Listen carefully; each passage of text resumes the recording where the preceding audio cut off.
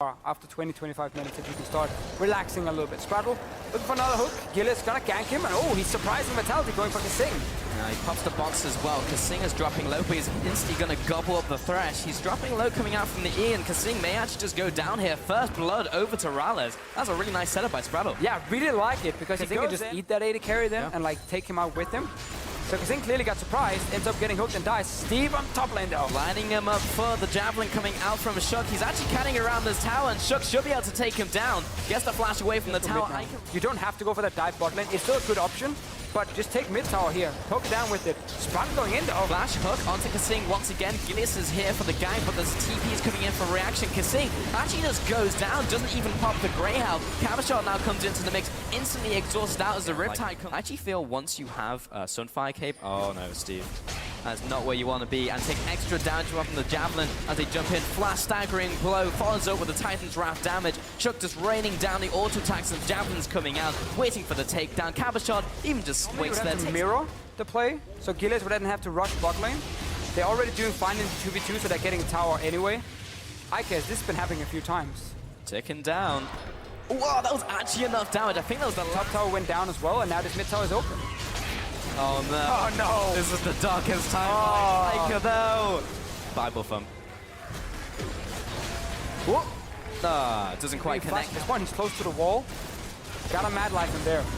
Steve though, nuked up. We almost saw it. There we go. I mean, it was close enough, and that was a nice rotation into the bottom lane. 21 minutes in, 5 kills pushing on mid tower. Ica is here, and he's getting jumped on instantly. Depth charge.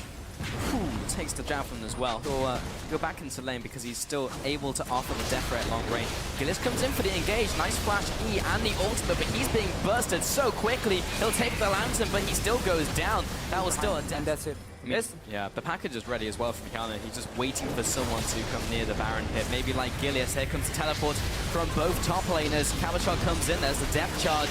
And Steve is right there tanking up the damage. But instantly Kasing gets all those stacks, spits him out into the team. He'll go over the wall. That death stance did not help him right there.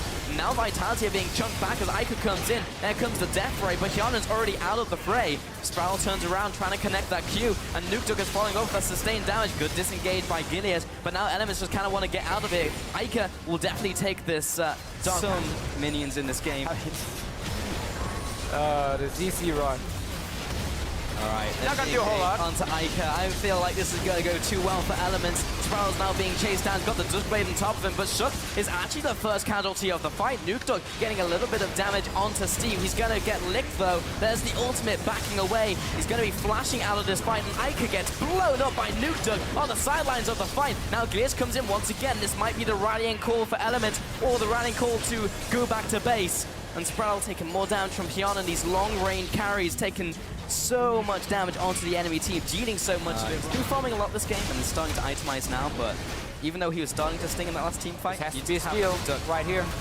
So too far ahead. Gilius, I mean, what are you going to do? Like, there's so much single target CC. Now we're going to have a fight in the backline. Nuktuk is just going Rambo. He's oh, that is true. He could have jumped behind him. You never know. But you don't know. It's just it's literally a shot in the dark, or in this case, 30.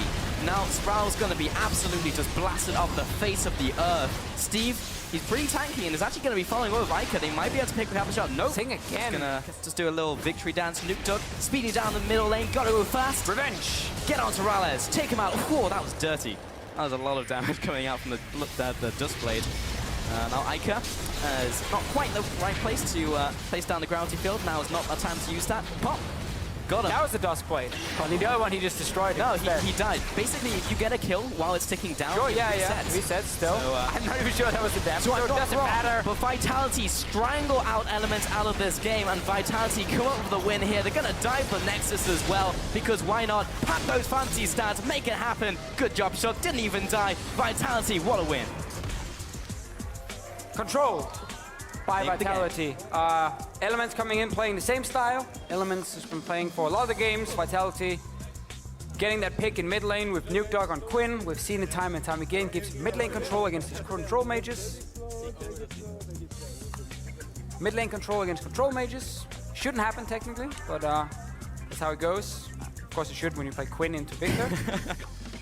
very true. Ignite into TP as well, and Nuktuk just played the mid lane matchup perfectly. Like, they abused the weak points on the team, but for me, I've got to go back into Elements, right? Like, we're expecting to play faster, looser, out of the gates, maybe play a different, faster composition, but for me, it boils down to champion select. Yeah, it's hard to say, like, what to expect from Elements. You just expect a change, I guess, and like kind of doing the same over and over and then expecting a different result. It's called insanity. Is not really gonna give you anything when you play against the top teams. But then again, as we talk about so often, it's not about beating Vitality and H2K and G2 if you are Elements right now. You want to beat the teams around you and then see maybe against like Fnatic, Origin, and Unicorns if you can pull an upset. So, definitely not the